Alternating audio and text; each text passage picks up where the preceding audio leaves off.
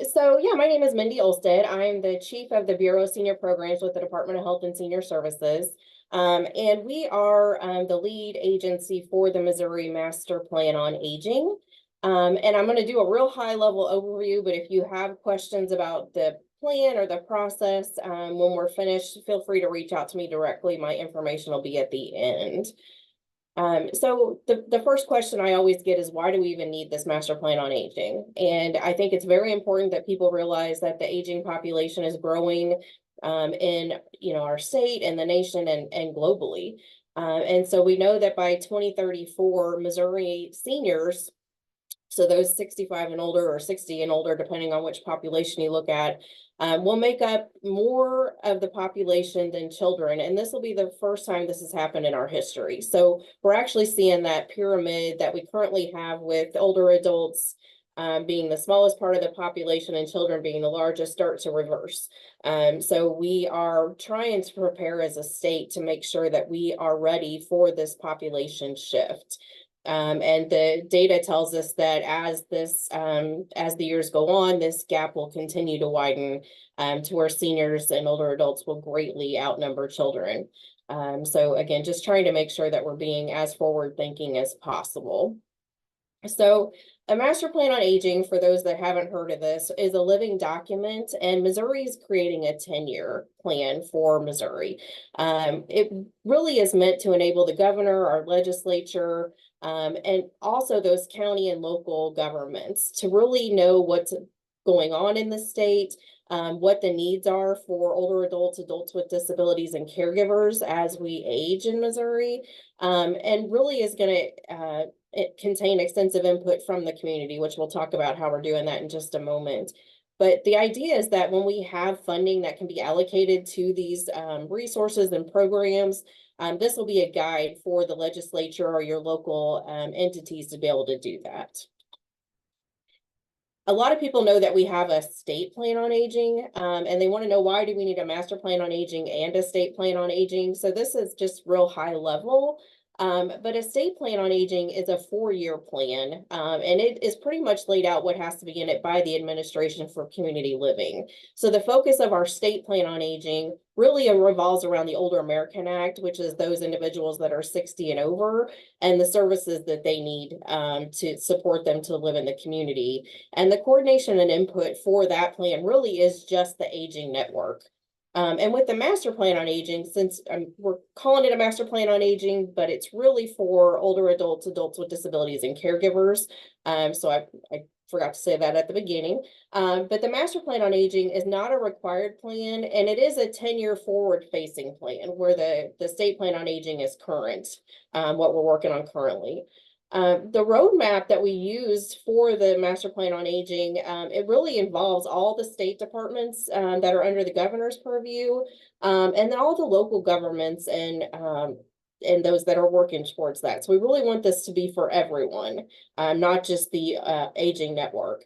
And then really this plan is so much more focused on those social determinants of health, and how do we help people be able to age in Missouri with dignity. And so it really is looking at transportation and housing and mental health and aging with disabilities, really a heavy focus on assistive technology, healthcare access and employment for older adults and caregivers.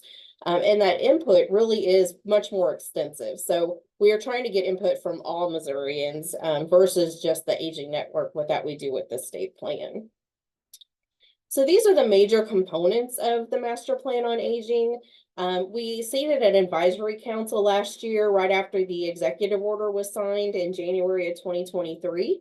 And that advisory council is made up of the directors or their designees for each of the governmental agencies that are under the governor's purview, along with statewide experts that have to do with those issues of social determinants of health. So we have experts in housing and transportation and health and all the areas that we're going to talk about in a little bit. And all of that information is on our website, which I will share at the end. You'll be able to get that website information to see exactly who's on that advisory council. The next thing we did was seat our subcommittees, and those subcommittees are focused on those social determinants of health. And right now we have over 350 people involved in those subcommittees. And we are welcoming anyone in Missouri that wants to be involved. So if one of the subcommittees piques your interest when we get to those, just let me know. We'll be happy to add you to the work that's going on. The next thing we did was complete a current needs scan. So we were looking at all the needs assessments that have been completed by entities that are required to do them. So the area agencies on aging, centers for independent living, SB 40 boards. We looked at hospital associations, just everybody that we could find that had a needs assessment to see what the current needs were that people were stating in those assessments. We then did a series of town halls to start getting that public input. And so we did 10 in-person town halls, one in each of the area agency on aging regions. And then we held 2 virtual town halls. And I'll talk a little bit more about those in detail too in just a little bit. But that really was the first opportunity for people to give us feedback on what they feel they need to age safely and with dignity in Missouri. And then we also had completed a State Department scan. So we looked at each one of the state departments under the governor's purview to make sure that the programs and services that are currently in place didn't have overlaps, and to be able to identify gaps that we currently have, so that as we work towards this plan, we know where to start filling in those gaps within the departments. And then one of the big areas that we're getting ready to kick off publicly is the statewide needs assessment. So last week, about 120,000 postcards went out to older adults, adults with disabilities, and caregivers. And that is our first round of public needs assessment. They're targeting specific individuals that we know fall into those areas initially, and then it's going to be open to the public. And we want everyone in Missouri that we can get. So tell your family, tell your friends, tell your coworkers, tell everybody about the needs assessment, because the more we hear from people, the better idea we're going to have of what people need to be able to age safely in Missouri. So more information coming on that also. A piece that we heard through the town halls and through the website comments was there wasn't enough people with lived experience that were on our advisory council, and that's absolutely correct. We really went with the experts and the governmental agencies. So what we did is we have now created an ad hoc lived experience advisory council.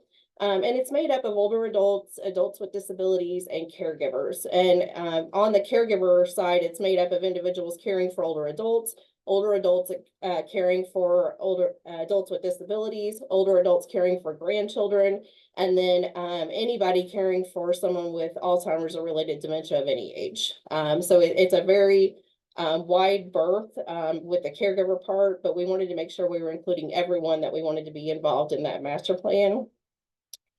And then in coordination with the statewide needs assessment, there's going to be a media campaign. So next month, you're going to start hearing on radio and television and social media and everything we could think of to try to get people to fill that needs assessment out. So there will be a statewide needs assessment coming out and then that media with it. So you'll start seeing stuff around July 8th. You'll start really hearing about all of that. The Master Plan on Aging organization. This is just a high level overview, but it's the department, and then we contract with Alvarez and Marsal to help us with the administration of the plan. And then we have our advisory council and then those 7 subcommittees. And I just, instead of going over here, we'll just skip over to this page. So these are our 7 subcommittees. We've got daily life and employment, family caregiving, housing and aging in place, transportation and mobility, safety and security, long-term services and supports, and whole person health.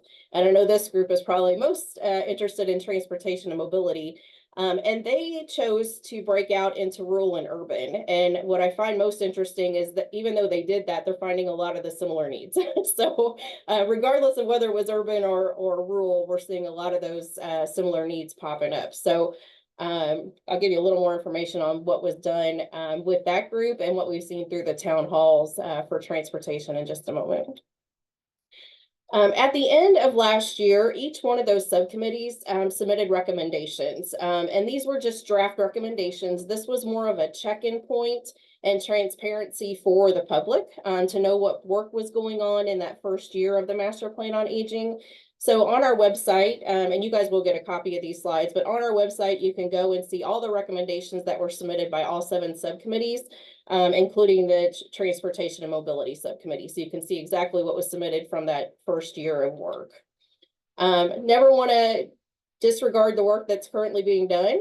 So we have definitely tapped into all kinds of resources. This is just an example, but as you can see, we have the Missouri Statewide Transit Needs Assessment. I'm going to add the assessment that we just saw, the information that we just saw to the transportation group, but we're trying to make sure that we're building on the work that's being done and not duplicating it or ignoring that work, because we know that important work is going on in all these areas. I talked about the town halls and the importance of those. So we did have 10 town halls across the state. These were all in person. We had 311 volunteers, including Taylor and Jackson, so thank you very much. And we had over 1,500 participants, which is pretty amazing for 10 town halls. So we were really excited about that. And we ended up with over 15,000 comments. So we do feel like we got pretty good feedback in those. Transportation was mentioned over and over and over, not just in the transportation and mobility area. And so there was definitely an emphasis. They didn't call it mobility management, but that's exactly what they were talking about, was how do we access that, and we need help accessing it. So we heard about that over and over in the transportation world. That was the biggest thing that we heard.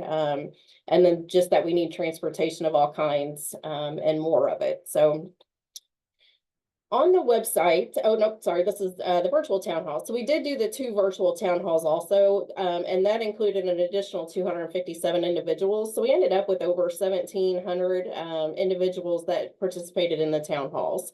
So as far as town halls go, we were pretty happy with that number. And so right now, what the subcommittees really are focusing on is taking that stakeholder feedback, which is the town halls, and they soon will get the information from the surveys. We'll have that in October. Combining that with lived experience, which is also that the town halls and then our ad hoc committee. And then they're really trying to look at data right now. What data exists that we can use to track where we are now and what we need to do, or what data do we need to start collecting in each of these areas. So that's really the focus of what they're doing right now, along with looking at like best practices and ideas from other states of what they're doing to tackle some of these big issues. We do have the Master Plan on Aging website, and anybody can access that website. And we do have an area where you can share your thoughts. So as you start looking at the materials, if you have questions or ideas or want to get involved, we've had people asking for assistance on this, and we're able to do that also. But this is just an area that you can go on and share that information. We also have added county profiles. So for each county in Missouri, if you go to the link, you can look at all 115 counties and statewide and see each of these issues for that county. And as you can see, we had the without a vehicle was the big one that was included. It was one of the ones that we could get for each county. So we wanted people to be aware of that and just try to keep transportation on their mind as they're thinking about aging and what they're going to need to be able to do that. And then we had information about the town halls. So I said in each area we did a summary. So for each one of those 10 in-person town halls and then the 2 virtual town halls, and now there's a statewide version also. So you can click on your particular county, or you can click on the region or statewide and see exactly how many comments we got in each one of the 7 areas, how many people attended in each one of those. And then what the key themes were for the regional areas and then statewide, because we want people to be able to see their local information and then statewide what people were saying. So all of that information is now available on the website also.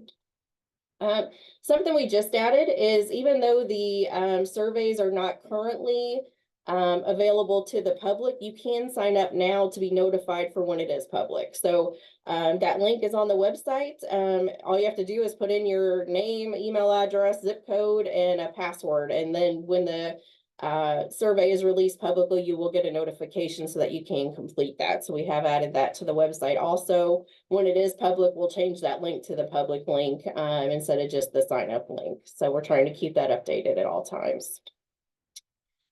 And as I said, that's a very high overview. I didn't want to take up your whole meeting, but happy to answer any questions. And I did share the PowerPoint with Jackson and Taylor to share with you all as needed.